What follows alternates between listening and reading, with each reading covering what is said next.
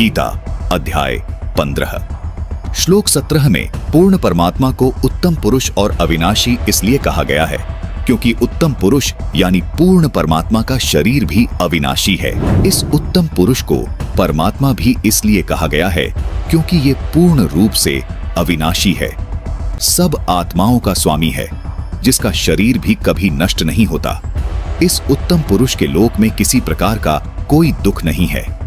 ये किसी को दुख नहीं देता, सिर्फ सुख ही सुख देता है।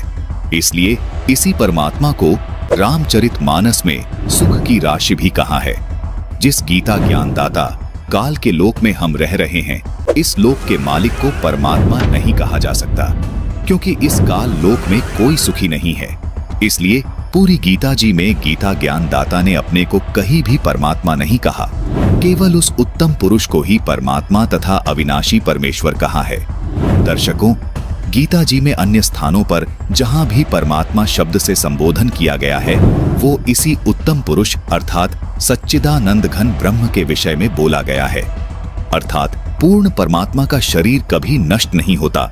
इसीलिए इस श्लोक में लिखा है कि वो उत्तम पुरुष तो अन्य ही है जो वास्तव में अविनाशी है, उसी को परमात्मा कहा गया है।